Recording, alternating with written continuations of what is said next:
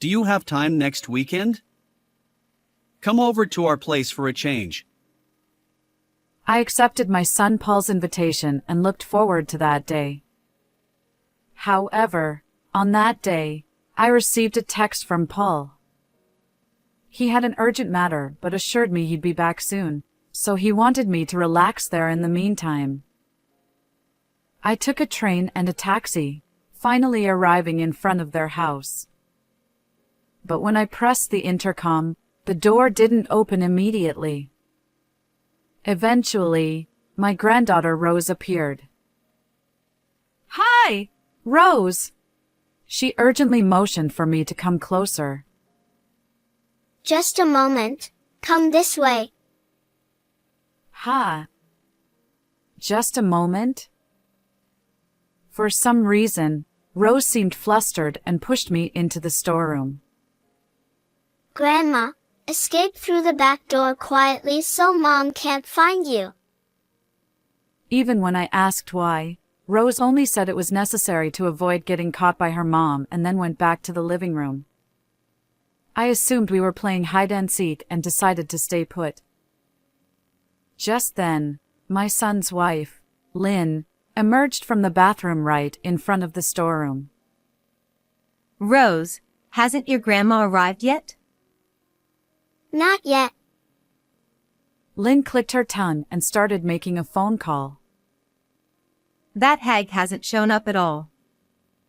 Can't even keep time. It's the end for her.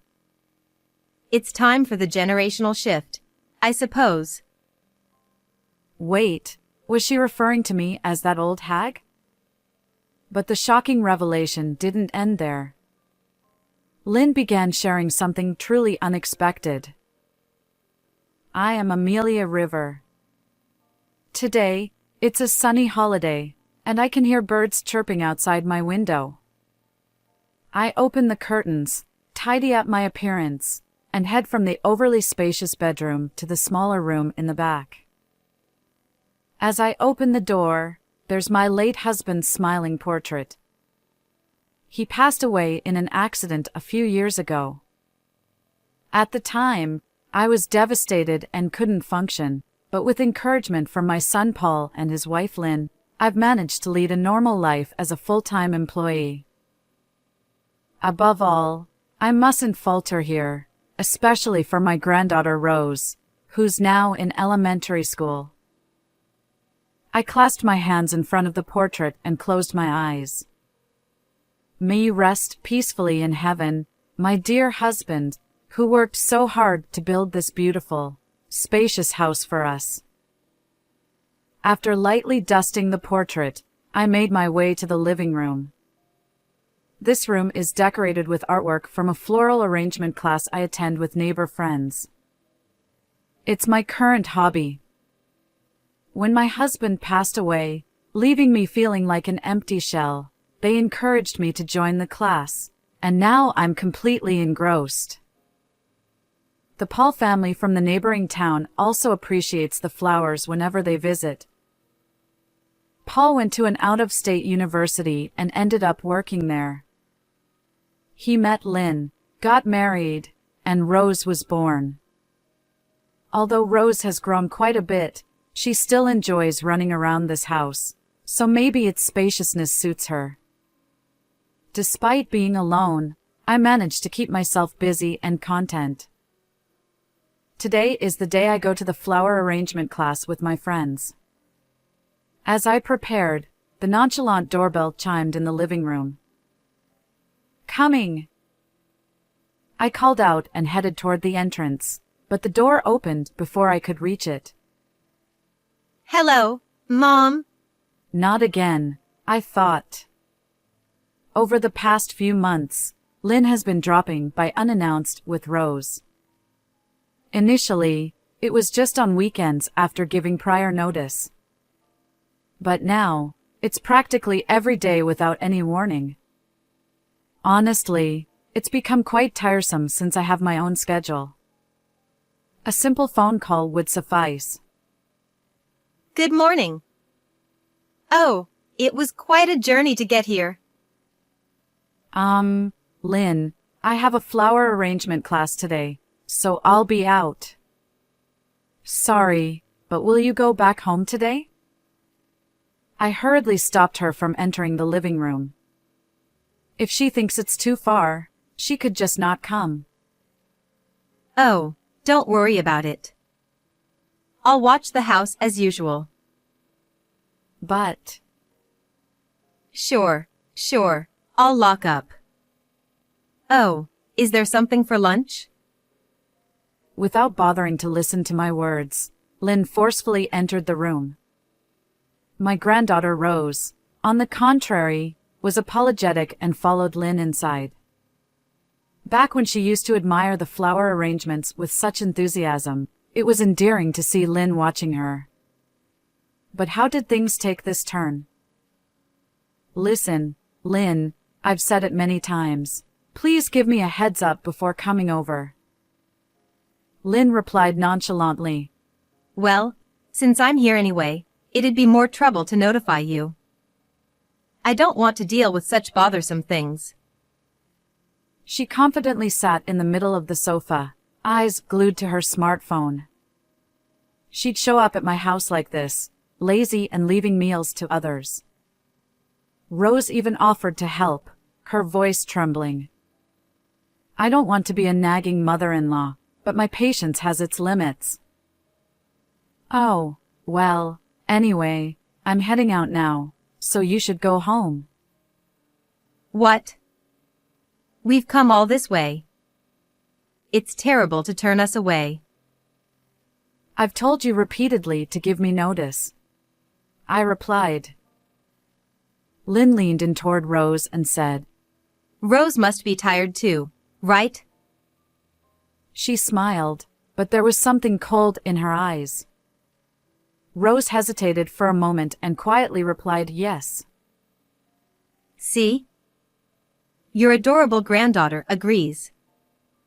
Can't we be a little more accommodating? In the end, Lynn prevailed, and I was left with the two of them. When I met up with my friends and held flowers, I couldn't concentrate. Irritation toward Lynn aside, I couldn't forget Rose's expression from earlier. My friends noticed something was wrong and asked what happened. I shared the story, and one friend suggested I talk to Paul about it. So, I decided to call Paul on my way back. Hi, Paul. Do you have a moment? Sure, Mom. What's going on? It's about Lynn. And so, I told Paul about how recently both Lynn and Rose have been visiting frequently, without giving any prior notice, and how Rose seems down. Initially, Paul was surprised, but he listened attentively and apologized sincerely. I'm sorry, Mom. I had no idea. I'll talk to Lynn and make sure she doesn't come over without notifying you. I promise. Thank you. But what's going on with Rose? Honestly, I have no clue. Whenever I'm around, Rose is cheerful and behaves well. She doesn't seem like what you described. I see. Maybe it's only when she's with Lynn. I don't know the reason, but I'll keep a close eye on them and try to avoid leaving them alone together. Yes, that's a good idea. We wouldn't want anything to happen to Rose. Well, school will start soon, so they won't be alone as often. If anything comes up, I'll let you know. Take care. So I ended the call with Paul and headed home. Upon arriving home, there was no sign of the two of them. Had Paul called in a hurry, prompting them to leave? The room was in disarray, open snacks, half-drunk cups, and chaos everywhere. Normally, it's tidier, but this scene made me sigh. Yet, knowing they wouldn't visit without permission anymore brought some relief.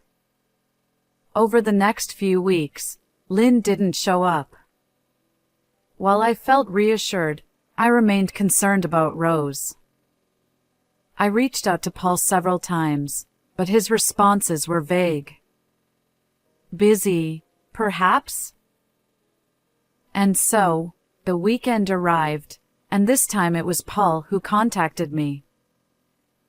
Hello, Mom. Are you free next weekend? Come over to our place for a visit. Rose really wants to see you. I replied enthusiastically, looking forward to that day. However, on that day, as I was heading to the station, I received a text from Paul. Something urgent came up, but I'll be back soon. Please relax at my home for now. His dedication to work reminded me so much of his father. I chuckled. It's wonderful that he graduated from college and found a job he loves. Paul truly makes me proud. After transferring between trains and a taxi, I finally arrived in front of Paul's house. I paid the fare to the driver and stretched a bit. The 2-hour journey had taken a toll on my body, especially for someone in their late 40s. Perhaps some of the fatigue was due to the nervousness I felt. My desire to see Rose was strong, but I hadn't met her since Paul had asked Lynn and Rose to leave my home that one time. As I stood in front of the door, I took a deep breath and pressed the intercom button. However, the door didn't open immediately. After a while, only Rose appeared. Hi, Rose. It's been a while, I greeted her. Grandma. Not now. Come this way. Rose replied, sounding flustered. What do you mean, not now? Rose? For some reason, Rose urgently pulled my hand and led me into the storage room. Her serious expression was quite unusual for an elementary school kid. She whispered, Grandma, hide through the back door. Quietly. I followed her instructions, still feeling confused. Was this some kind of hide-and-seek game? I stayed put, waiting. Then I heard the sound of the bathroom door opening, and Lynn's voice reached me. Didn't your grandma arrive? She asked Rose. Peeking through the gap in the storage room, I saw Rose shaking her head vigorously, and Lynn responding with an annoyed gesture. They were having a silent exchange. Lynn then took out her smartphone and began talking to someone. Hello? I'm sorry it took me so long to call you. I can only chat for a little longer, though. Such a shame. Their conversation continued, touching on topics like last night's dinner and how busy work had been. Lynn must have been on the phone with a friend. Perhaps that's why she hadn't come to the front door when I rang the intercom. It might be a little awkward, but I couldn't just stay in the storage room forever. So, when I started to move, I heard Lynn talking. Seriously, that old hag hasn't shown up at all. Can't even keep time. She's done for. It's time for a generational shift. I froze in place. Was she talking about me as the old hag? She usually only calls me Mom or by my name. Despite my surprise, I realized this was a chance to learn Lynn's secret, so I listened intently. And then, to my surprise, Lynn started talking about something completely unexpected. Well, I can chat for a while. Our last date was so much fun. That hotel was amazing, right? Truly impressive. I want to go there again soon. Can't wait to see you. Her tone changed noticeably. She spoke with a flirtatious voice, genuinely excited. At first, I thought she was talking to a friend, maybe about Paul. But would she discuss dinner or dates over the phone? Paul was at work. So, was this someone other than Paul, a man, and not just a friend? As I reached this conclusion, a chill ran through me. I pulled out my smartphone, trembling, and pressed the record button. Lynn continued. You're amazing. I want a brand name bag next. If you get it for me, I'll wear that cute outfit you mentioned the other day. You can do whatever you like. The content made me nauseous. And all this while her young daughter, Rose, was right there. Rose might not fully understand, but she sensed that her mother's behavior wasn't praiseworthy. Rose thought that if I ran into Lynn, who was on the phone with someone else, it would be a big problem. So she forcefully pulled my hand and told me to hide in the storeroom. Rose, still in first grade, sat there with a sad expression, unknowingly bearing the weight of her mother's actions. The old hag is too stubborn to survive. I want her to leave soon and give me that big house so that we can live together in peace and quiet. By that big house, does she mean my house? What could she mean by too stubborn to survive? I wanted to say something, but I tried hard to hold it back. My mouth went dry. Really, it's really annoying. She got angry when I took a picture of the interior. It's like she's going through menopause. I wish she'd learn from my kindness. After that, she continued to make horrible remarks about how my clothes were tacky and the food menu was old. I felt sadness and anger at the same time, thinking that he had thought of me that way. I rubbed my shaking body, telling myself that getting out of here now and getting angry would not change anything, and that I would just have to bear it for now. I'm really grateful that you prepared the medicine for me. I'll have to give her lots of them so she can get the hell out of here soon. Saying this, Lynn transferred the white powder in her hand into a cup. It was hard to see through the gap, but I assumed it was a visitor's cup I had given her a long time ago. It felt as if a blade had been placed against my neck. I don't know what medicine it was, but I was sure it was something not good. Don't tell me you're going to make me drink that. My blood quickly drained from my veins. I never thought that my son's wife, whom I had always thought of as a good daughter, would do such a thing. Well, I'd better go. My husband will be back soon. See you at the hotel. I love you. Saying that, Lynn pulled the smartphone away from her ear. But she was still operating the screen. While I was watching what she was doing, the phone rang in my hand. Ah. I rushed to turn off my smartphone, but it was too late. Mom, did you hear that by any chance? The door to the storage room was opened, and I involuntarily covered my eyes from the sudden glare.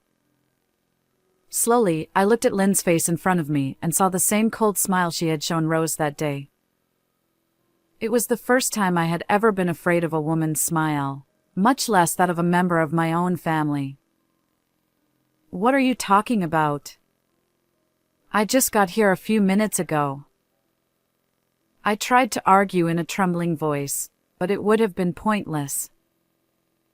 You heard it, didn't you? With a stern voice, Lynn closed the distance between us step by step. I resigned myself to the truth and decided to speak honestly. I stepped out of the storage room and faced Lynn. Yes, I heard. What exactly is going on? Are you having an affair? I mustered the courage to confront her. Honestly, I was trembling with fear, but I needed to confirm the facts. My body tensed up, and my palms grew sweaty. Honestly, why are you taking this so seriously? The person I was talking to earlier is just a friend. It's all a lie. Please forget about it. Lynn laughed through her nose, deliberately making it seem forced. But it can't be dismissed as a joke. I heard the entire conversation earlier. You only heard my voice, didn't you? You can't possibly know who the person on the other end of the phone was. Accusing me of having an affair is harsh. Then who are you talking to? Look, it was just a friend. Can we drop it now? She answered with annoyance and immediately picked up her smartphone, not even sparing a glance in my direction. Despite the conversation content making it clear that it wasn't just an ordinary friend, I felt underestimated. Well, what about the negative comments you made about me earlier? Was that a joke too? I never said anything like that. Your paranoia is off the charts. Cut it out. Do you have any evidence? Well, without evidence, stop making baseless accusations. I'm not having an affair. at that moment, when Lynn stated it firmly, Don't lie. Paul! the front door swung open forcefully, and Paul appeared. After glaring at Lynn, Paul gave me a subtle nod and turned toward Rose. Taking it as a signal, I hurried over to Rose, who looked surprised. I held her gently, and she began to cry softly in my arms. Her body that used to be so warm now felt unbelievably cold. Oh, how much pain had this kid endured until now? Regret washed over me. I wished I had noticed sooner. Why did you come back suddenly? How's work? Lynn, let's stop this. I already know everything. Your affair, your interest in Mom's house, and even the fact that you've raised your hand against Rose. What evidence do you have to say such things? Mom sent me a video. Paul manipulated the smartphone he held.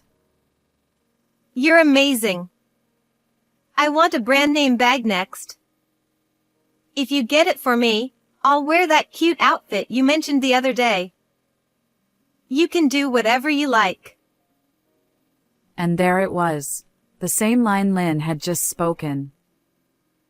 Yes, I had been secretly recording videos, and I had just shared one with Paul. Having already finished his errands, Paul had rushed home and timed his entrance perfectly. You were filming all that? You're joking, right? He's just a friend. Just a friend. Ha! A friend who does things like this together, I suppose? Saying that, Paul pulled out a bundle of photos from his bag and handed them to Lynn. Why do you have these? The photos showed Lynn walking with a man. The man's hand rested on Lynn's waist, and her profile didn't look displeased. In fact, quite the opposite. Moreover, the building in the background was a hotel. It was clear that this wasn't just an ordinary friendship. There were other photos too, the two of them smiling with matching necklaces, holding hands, and even embracing. As Lynn looked at them, her face grew paler. I knew, Lynn. I knew about your affair. Why? Your behavior lately has been strange. You've been away from home a lot. And Rose told me. Rose did. I held the small body in my arms tightly. Rose's little arms clung to my clothes, and she buried her face, avoiding her mother's gaze. Rose, you! After I specifically told you not to say anything, what are you doing? What are you doing, Lynn? You're the one who should be asking that. What kind of behavior is this in front of a child? You probably haven't even considered how Rose felt. I couldn't take it anymore. Mom talks bad about Dad, she abuses me, and strangers come to our house. Hearing those words, I hurriedly reached for Rose's clothes. She flinched slightly but obediently lifted her shirt. There were several painful bruises on her stomach, and I couldn't help but grimace. Did Lynn raise her hand to silence Rose? If so, it made sense why Rose had been unusually quiet at my house. Rose, could this be? Rose nodded faintly in response to my question. Seeing that, Lynn glared at Rose. Paul stepped in front of Lynn, shielding Rose from her gaze completely. I couldn't believe a mother would do such things to her own child. The night Lynn went to the hotel with that man, Rose tearfully confided in me. So I hired a detective. Today, I was getting an update on the progress. What? A detective? Yeah, we had a thorough investigation. Seems like the guy is a pharmacist. To go that far? Paul confronted Lynn with the evidence he had gathered. Already sensing something was wrong, he had consulted a detective. From the moment Rose told me until we had this evidence, I was worried sick that Lynn might hurt her again. It felt like my heart was being torn apart. Paul's face looked agonized. Discovering that someone he loved had betrayed him and harmed his precious treasure must have been unbearable for Paul during these past few days. But Rose assured me she was okay. This little girl supported me. And now we have solid evidence. I thought he had invited me over today for Rose's mental well-being. For Rose, her mother had become nothing more than a source of fear. Paul turned toward me and bowed deeply. Mom, I'm truly sorry for involving you in all of this. It's okay. Both you and Rose have been incredibly strong, I reassured him. This was undoubtedly their true feelings. Rather than apologizing to me despite their own suffering, I felt proud of Paul for being able to do so. Thank you. Paul wore a genuinely apologetic expression, but there was also a hint of relief in his eyes. More importantly, something caught my attention. You mentioned that the other person is a pharmacist? Huh? Yeah, he's quite well known in the industry, apparently. Earlier, Lynn put something like medicine into that cup. Could it be? Paul rushed to the table. He overturned the cup, and white powder scattered across the floor. What is this, Lynn? I got it from that boyfriend of mine. For what purpose? Well, to get rid of this old hag, of course. It's obvious. I want to move in with him to that big house soon. Neither you nor the child are needed. Lynn, who had seemed resigned and disheartened just moments ago, suddenly raised her voice. She grabbed the fallen pills and approached me with a menacing look. Take this already. Come on. I held Rose even tighter, shielding her from Lynn. But Lynn's arm pushed me aside, and she climbed on top of me. I struggled, but against Lynn's taller frame, I had no chance. Paul also tried to pull Lynn away, but before he could, Lynn's hand holding the pills was right in front of me. stop. Just when I thought it was hopeless, a young voice echoed. Mom, stop already. You can hit me if you want. You can do anything to me. Just don't hurt Grandma. Rose. Lynn froze, turning her attention toward Rose. Rose stared straight back at Lynn, her legs trembling like a frightened fawn. I love you, Mom. You used to be so kind. But I don't like you these days. I don't like the way you treat Grandma. Please go back to the way you used to be. Rose had been holding back her voice until now, but she finally raised it and burst into tears. She crumpled her face, releasing all the pent-up emotions. Lynn witnessed the scene and opened her mouth to say something, but instead, she sank to the ground as if resigned. No matter how wicked a mother's actions might be, they are vulnerable to a heartfelt cry from their kid. I've called the police now. That medication must be dangerous. They'll investigate it properly. We'll get more details through the police. Paul put his smartphone back in his pocket and lifted Rose, who was still crying. He comforted her by patting her back. Rose knew about your behavior, but she didn't tell me because she thought it would make me sad. The day she told me, she also said, "I'm sorry, Dad." Think about what that meant. Rose. Lynn reached out to pat Rose's head, but stopped halfway. It was probably for the best. She had learned firsthand how a morally compromised mother could affect her kid. In the days that followed, a detective hired by Paul provided irrefutable evidence of Lynn's infidelity. Initially resistant to divorce, Lynn eventually accepted it, and both she and her lover were arrested. They were going to murder me, inherit that house, and then do the same to Paul, and then remarry in the clear. Their greed had driven them to commit a crime. Well, even if they paid for their sins, the alimony and child support would wipe out their inheritance and income, making it impossible to live in a mansion. The medication they tried to force on me turned out to be harmful, as suspected. The male pharmacist had apparently taken it without authorization.